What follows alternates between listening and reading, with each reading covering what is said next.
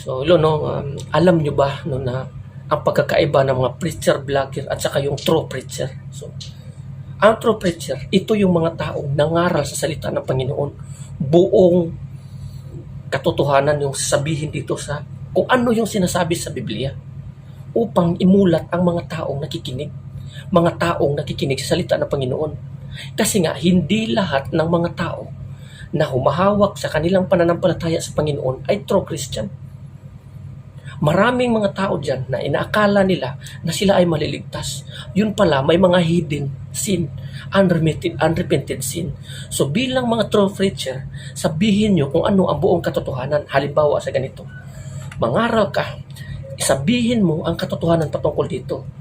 Ang pagkakaiba ng masama sa matuwid, sa malinis at marumi, sa righteous and unrighteous. Yung pagkakaiba nun, dapat iwasan yung mga bagay na dapat iwasan ng tao. Hindi mo alam kasi, halimbawa, inaakala mo na pinapangaralan mo yung tao na ganito, ganyan. Nakikinig siya, yun pala may mga sumasamba pa rin pala sa mga ribulto, mga Diyos-Diyosan. So hindi, wala ka kwenta-kwenta. Bilang preacher, sabihin mo ang buong katotohanan, faith. Maniwala tayo, mananalig tayo, mananampalataya tayo sa ating Panginoon Kristo. At sa ating pananampalataya, gawin natin kung ano yung mga bagay na kinalulugdan.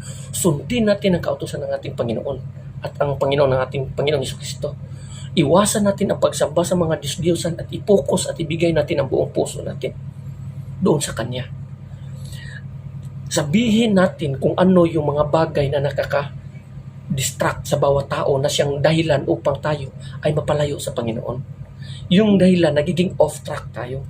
Huwag kayong maghabol ng mga papuri, mga likes and share sa ibang tao. Walang kakwenta-kwenta yan. Yan yung habol ng mga preacher vlogger. No, so sabihin nyo ang katotohanan upang mamulat sila. Makinig man sila o hindi, basta sinasabi mo. Kung hindi mo sasabihin ang buong katotohanan, ang mga tao magpupuri sa iyo. Pero kung sasabihin mo ang buong katotohanan patungkol sa salita ng Panginoon, ang mga tao uusig sa iyo. Maraming mga taong makikinig sa iyo at maraming mga taong hindi makakaintindi sa iyo at uusig sa iyo. Yan ang nangyayari sa mga apostoles, propeta, kay Kristo at sa mga taong naglingkod ng Diyos na nangangaral sa salita ng Panginoon. Kung tingin mo, maraming mga tao na magpupuri sa halos mga pinasabihan mo, pinupuri ka, walang kakwenta-kwenta yan. Kasi kawawa ka every time na pinupuri ka ng bawat tao. Pero mapalad ka, dapat mag-alak ka at magsaya ka kung ang mga tao uusig sa iyo. Yun ang sinasabi ng ating Panginoon si Kristo. So dapat nating bantayan. So ang mga false preacher naman, yung mga preacher vlogger naman, no? Walang ibang, nangaral nga sila sa salita ng Panginoon. Hindi ko sinasabing masama. Mabuti ang kanilang ginagawa kasi nga naipangaral nila si Kristo. Yun naman yung pinakahabol ko talaga upang mapaabot nila yung pangalan ni Kristo at ang kaligtasan doon sa mga tao. Ngunit kung hindi nila sasabihin ang mga katotohanan patungkol sa salita ng Panginoon about heaven and hell, patutunguhan ng bawat tao na hindi totoong naglilingkod sa Panginoon, at saka yung totoong naglilingkod sa Panginoon, kung ano ang patutunguhan nila, the difference, no? Kung ano ang pagkakaiba ng marumi sa matuwid. Kung hindi mo sasabihin ang buong katotohanan na siyang magmulat sa isipan at kaalam at puso ng tao, pupurihin ka ng bawat tao. Maraming mga preacher vlogger na gumagawa niyan. Faith, maniwala kayo na ganito, ganyan, ligtas na kayo kasi ganito, ganyan, naniwala kayo kay Kristo, tingnan nyo, tinanggap 3,000 people, tinanggap nila si Kristo, so ligtas na ito. Hindi mo alam ang sinasabi mo. No? Hindi mo alam. Huwag niyo sanang isipin na hinuhusgahan ko. Hindi mo alam kasi ang bawat tao dyan, may kanya-kanyang buhay yan. May kanya-kanyang belief or mga paniniwala. Totoo. Ang pinapangaral mo si Kristo na ganito, ganyan. Tinanggap nila si Kristo, pero ang tanong, pagtalikod yan, balik uli sa dating gawi. Balik uli sa dating gawi ng mga gawain. Kasi nga, distraction, mas matindi ang distraction sa panahon ngayon. Kaya nga, sabihin mo ang buong katotohanan. Huwag kang matakot na mawala ng followers, hindi mo kailangan yan. Ang sa iyo, ipangaral ang salita ng Panginoon.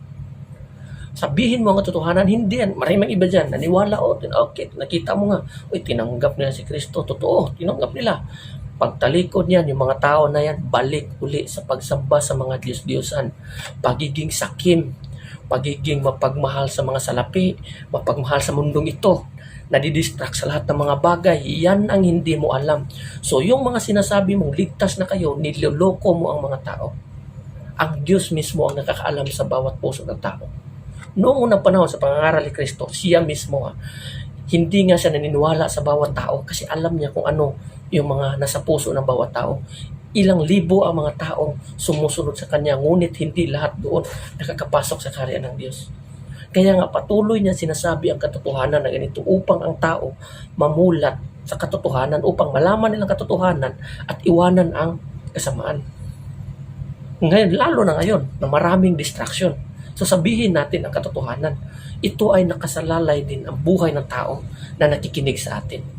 Upang ang mga sinasabi mo ay parang isang tubig ulan na bumabagsak sa lupa, tumatagos hanggang doon sa ilalim ng lupa. Hindi yung mga sinasabi mo lang parang isang plastic na nahulog sa lupa, nakapatong lang sa lupa. Kailangan tumatagos yan hanggang sa dulo na yung magpapabago. 3,000 of people nakikinig sa iyo. Maniwala ka sa akin, ilang porsyento lang yan makakapasok diyan. So huwag naman, hindi ako nanguhusga, hindi ako ang sa akin lang, maganda ang ginagawa nila. Ipangaral ang salita ng Panginoon. Ang sa akin lang is yung buong katotohanan ang sabihin upang ang kaligtasan maabot ng bawat isa. No? So, lagi nating tatandaan kung ikaw pinagkatiwala sa iyo ang salita ng Panginoon, sabihin mo ang buong katotohanan, huwag kang matakot usigin, huwag kang matakot mawala ng mga followers. Kasi ang true preacher, sasabihin ang buong katotohanan, laging nakahanda yan kung ano man ang mga pag-uusig na babalik sa kanya. Ngunit yung mga preacher vlogger, hindi yan, ayaw niyan ng usigin. Magsasabi yan ng mga walang kabuluhang mga pananalita upang makatanggap ng mga papuri. Mga likes, share, and videos, and views. Yun ang gustong matanggap niyan. Yan ang pagkakaiba ng true preacher sa mga preacher vlogger. So mag-ingat po tayo. No? So hanggang dito na lang. No? And God bless everyone.